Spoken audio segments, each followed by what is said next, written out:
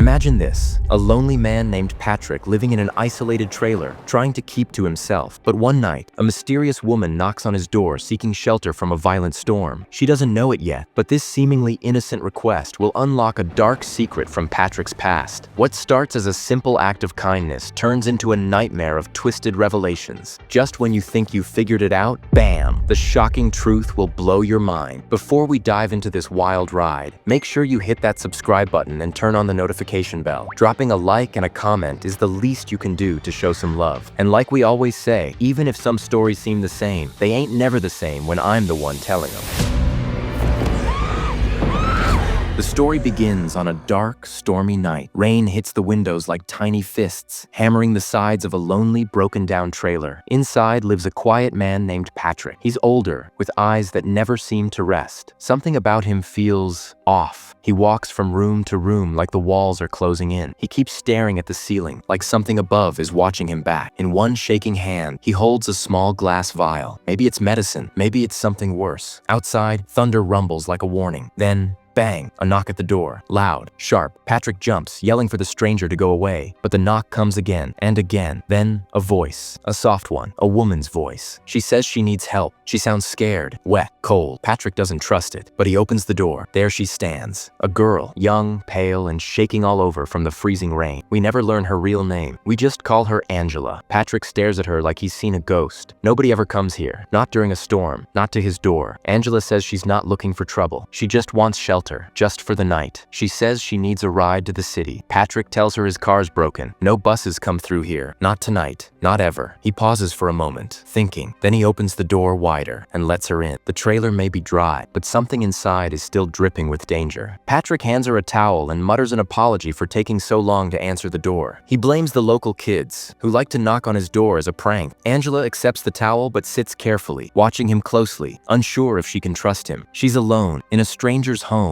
and every instinct is telling her to be careful. When Patrick asks for her wet shirt to dry it, Angela's face tightens with discomfort. It's too personal, too much. She's a stranger in a strange place, and her caution makes sense. Patrick tries to break the ice with small talk, but Angela stays guarded. She tells him she went swimming at a nearby beach, but she fell asleep and didn't realize how late it was. When the storm hit, she ran to his trailer for shelter. Patrick doesn't seem convinced. Why would anyone swim in such cold weather, especially at a beach so far away? It doesn't add up. He offers her a drink, but Angela refuses. She's smart. Never drink something from someone you don't know. Patrick frowns, but she's right to be suspicious. Every word between them feels thick with tension, like they're both playing a dangerous game of hide and seek. He asks if she's from around here, but Angela only shakes her head. Then she asks to use a phone. Patrick hesitates. He doesn't have one, but he mentions a phone booth nearby. Angela says she can go alone if he gives directions. But Patrick warns her that the park closes at midnight, and people here don't trust outsiders. The words hang in the air like smoke. Angela thinks about it for a second. It's strange, sure, but the storm is getting worse, and it's cold outside, so she stays just a little longer. Angela's eyes slowly move around the trailer, trying not to stare too hard, but something feels wrong. It's the little things that stand out, the things people hide when they think no one's looking. Among Patrick's cluttered belongings, she spots a few women's items. An old wristwatch, a locket with strands of hair inside. The hairs on the back of her neck stand up. Why would a man who says he lives alone keep these things? She doesn't ask, but the questions are building inside her, pushing her to the edge of something she doesn't want to face. Her suspicion is growing, and she can feel it crawling under her skin. Patrick seems to notice her discomfort and tries to distract her, or maybe he just wants to keep her calm. He starts talking about his past, his voice low and distant. He says he used to be an electrician, working with wires and machines, but one day he made a mistake. A big one. He connected the wrong wires, and the shock nearly killed him. Instead of regret, Patrick says it made him feel alive, like he had stared death in the face and it finally gave him a real feeling. Angela stays quiet, but her stomach turns. The air in the room feels heavier now, thick with unease. Then, without warning, Patrick suddenly asks, "Have we met before?" His eyes search her face like he's trying to place her. Angela freezes. Her face? Familiar? She shakes her head and says, "I don't think so." But the question sticks to her like glue, impossible to shake. And for the first time since entering the trailer, Angela starts to feel like she's not just visiting a stranger's home. She's standing on the edge of something much darker. Patrick suggests Angela take a hot shower to warm up. He says her skin is turning pale and warns that she could get sick if she stays like this. Angela doesn't trust him, but her body is shaking with cold, so she agrees. Still, something feels wrong, like she's stuck in a game she doesn't want to play. In the bathroom, the hot water starts running, and for a moment, Angela feels like she can finally relax. But then, something makes her look down. Blood. It's dripping into the bathtub, red and thick. She freezes, panicked, and checks her body to see if she's hurt. But when she looks again, the blood is gone. It wasn't real. But what if it was? What if everything around her is changing, twisting in ways she can't understand? Angela stands there, confused and scared. Is she losing her mind? Or is someone doing this to her? Outside, Patrick is making soup in the small kitchen. He hands Angela a sweater, claiming it's from his ex-girlfriend. The sleeves hang too long on her, but she puts it on anyway. She doesn't want to be rude, but the gesture feels strange. She starts talking, her voice quiet but steady. Sometimes people who live in cheap places aren't just broke, they're running from something. But no matter how far they run, their pain always catches up. Patrick listens, but the words seem to confuse him. He stares at her, unsure of what to say. Then he serves the soup, but Angela hesitates. It's too hot, she says. She won't drink it. As Patrick rinses the bowl, something strange happens. Through his eyes, we see a drop of blood fall from the bowl. Just like Angela, he's starting to see things. The line between what's real and what's not is fading away, and neither of them can tell what's true anymore. Angela can't hold it in anymore. She looks at Patrick, her voice steady but questioning. You said the trailer park gate closes at midnight, so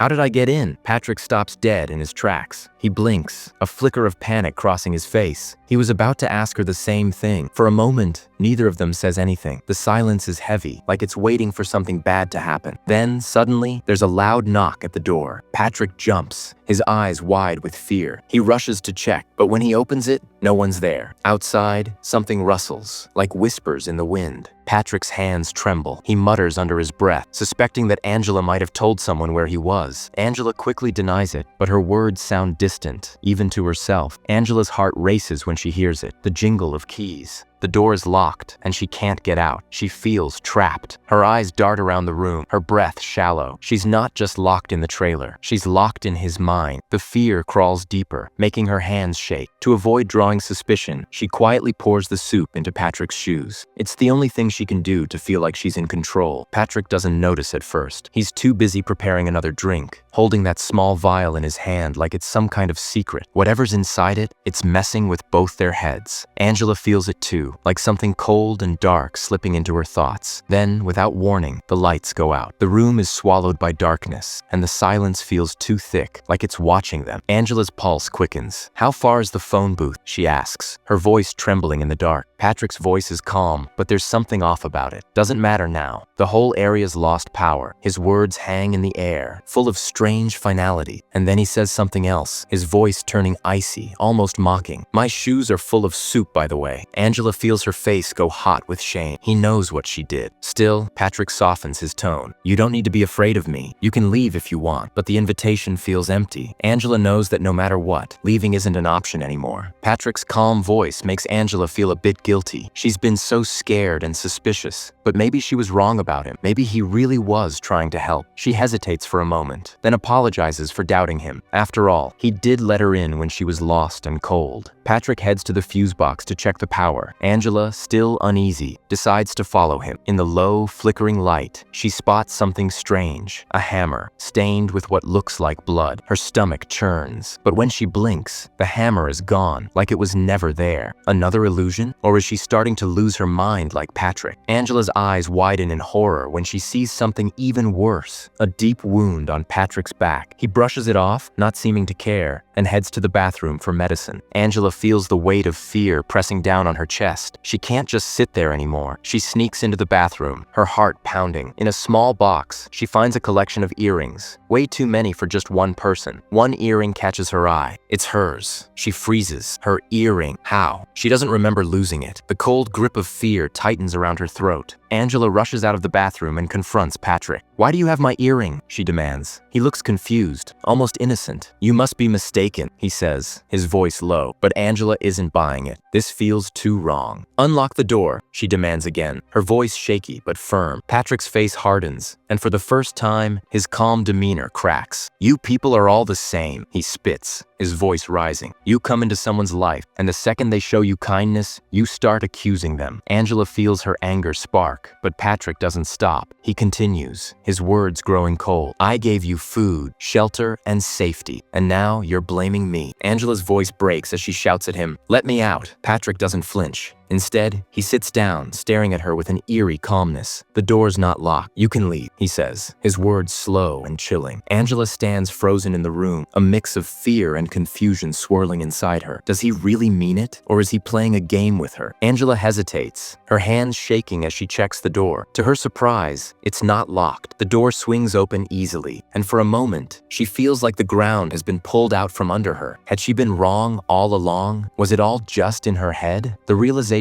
hits her hard, and she feels even worse than before. But then she looks outside. The storm is worse now, howling like something alive. She knows she can't leave. With a deep breath, Angela closes the door quietly and sits back down beside Patrick. The tension in her shoulders eases just a little. Patrick doesn't say anything at first, but after a while, he offers her a drink again, his voice gentle. You haven't even touched the first one, he says, a small smile playing at the corners of his lips. Angela laughs nervously, feeling herself start to relax a little. They start playing cards, the quiet clink of the pieces and the shuffle of the deck filling the silence. Slowly, the mood softens, and Patrick opens up. He looks down, his voice soft as he admits, I lied earlier. I was married once. The sweater you're wearing, he pauses, his eyes distant. It belonged to my wife. Angela listens, her curiosity growing. Patrick begins to tell her a story. I met her at a gas station one rainy day, he says, his voice full of memory. She was crying, soaking wet, and I gave her chips and soda. That's how we started talking. It was a beautiful memory. His eyes cloud over for a moment as he speaks. Angela gently asks, how did she die? Patrick's face tightens, the sadness deepening. He doesn't speak for a while, then whispers, overdose. The words hang heavy in the air, and the room grows quiet. After a long pause, Patrick looks at Angela and gives her a small, sincere smile. Meeting you has reminded me of that night, he says, his voice soft. I'm glad you stayed. It's been nice to have someone to talk to. Angela raises her glass, a quiet cheers escaping her lips. She takes a sip, but something catches her eye, a lipstick mark on the edge of the glass, a mark that wasn't hers. Her heart skips a beat as she stares at it, unease flooding her mind once again. Angela's heart drops. That drink wasn't hers. It had been used before she can even react. A flash of lightning lights up the sky. Patrick suddenly yells out, saying he saw someone. He rushes outside, leaving her alone. As she stands there, trying to process what just happened, Angela hears a strange sound, like a faint buzzing. She follows it and finds a phone hidden under a pile of old clothes. Patrick had told her he didn't have one. Suddenly, Angela freezes. She pulls back the curtain. Outside, she sees something that makes her blood run cold. A dead body lies just outside the trailer, a woman's lifeless form next to an empty bag of chips, the same chips Patrick said he gave his wife. It hits Angela like a ton of bricks. Everything Patrick told her was a lie. In panic, she locks herself in the bathroom, trying to think clearly. She has to get out of there. When Patrick comes back, she tries to escape through the window, but then she sees it, the blood-stained hammer. Her heart races. She grabs the hammer, but when she tries to leave, she finds the door locked. And this time, Patrick is no longer pretending to be kind. He attacks her. His hands are strong and unyielding as he ties her up, forcing her to drink something from a small vial. Angela struggles, yelling for help, but the storm outside is too loud. No one will hear her. Patrick drags her back to the bed and places her next to the dead body. He talks to the corpse as if it's still alive, his voice soft but chilling. She came to me just like you, he says calmly. I didn't force her. She knocked on my door. Angela's vision blurs as she struggles to stay conscious. Her hands tremble as she weakly asks, what did you make me drink? Patrick stands over her, his eyes cold and distant. It's poison, he says, almost too calmly. I gave you 8 milliliters, enough to shut your organs down, slow and sure. As Angela's breaths become shallow, her body trembling, she tries to fight back, her fading strength forcing her to move. But Patrick, with a detached look, begins to remember. He starts talking, his voice low and thoughtful. My first victim, she had a heartbeat tattoo, just like you. His lips curl into a grim smile as he recalls the past. I was scared back then. The police would have caught me, I thought, but they didn't. Over time, the fear just disappeared. I realized there's no good or evil, just emptiness. Angela gasps, her breaths growing ragged. The poison is slowly stealing her life away, but Patrick doesn't care. He's already moved on. He takes a cloth and gently places it over her face, smothering her, silencing her cries. As the last breath leaves her body, a radio somewhere in the distance starts playing, the same song that played the night of his first kill. As the final beat echoes in the background, Patrick lifts Angela's shirt. His eyes widen as he sees it, the same heartbeat tattoo. Just when Patrick thinks Angela is gone, something shifts in the air. The room grows so still that it's almost unnatural. But inside Patrick's mind, chaos brews. He blinks, and suddenly there are women standing in the dark corners of the trailer. Their faces are hidden, their forms ghostly and unmoving. These aren't just shadows. They are the faces of all the women he might have hurt or killed. The weight of their presence fills the room like a suffocating fog. Patrick stands frozen, his breath caught in his chest. The trailer, once a quiet, isolated place, now feels crowded, as if the very walls are closing in on him. These women are not just figures. They represent his past, his guilt, his choices. As they silently close in around him, the line between what is real and what is in his mind blurs. The eerie silence feels like punishment. The guilt he tried to bury comes to life in the form of these shadowy figures. Maybe Angela wasn't real at all. Maybe she was the ghost of his first victim, or worse, maybe she was real. And now, his unraveling mind is haunted by the women he's wronged. This moment is when everything clicks. The film's biggest twist. Was it a supernatural force, a product of his guilt? Or is Patrick now living in a world where his past sins have warped his reality? The answer is left hanging, making the viewer question what's truly happening inside Patrick's fractured mind. The room is still, too still. A cold silence wraps around Patrick, suffocating him. Angela's impossible return and the haunting parade of the dead make it clear. Patrick was never just a one-time killer. He had been choosing women, lost and lonely, ones who would vanish without a trace. Over and over, this pattern repeated, a cycle of fear and darkness. And now, like a forgotten nightmare, his past has come back to destroy him. The poison Angela forced down his throat begins to take hold, and something strange happens. The hallucinations start to fade away. The screaming voices in his head die down. The storm that raged outside, fierce and unrelenting, is suddenly gone. Outside the trailer, the world is quiet. Too quiet. No rain, no wind, no thunder, just an eerie calm that settles over the land. A quiet that feels unnatural after all the chaos. Then, a knock at the door, the same knock from the beginning. It's the neighborhood kids again, out there playing their little pranks, laughing as they tap on the door. But this time, Patrick doesn't answer. He just sits, frozen, his mind still swirling with the ghosts of his past. What would you do if a stranger knocked on your door in the middle of a storm, only to reveal a dark secret that could change everything? Would you trust them, or would you lock the door and run? Drop a like, subscribe, and leave a comment. I want to know how you'd handle this wild, twisted situation.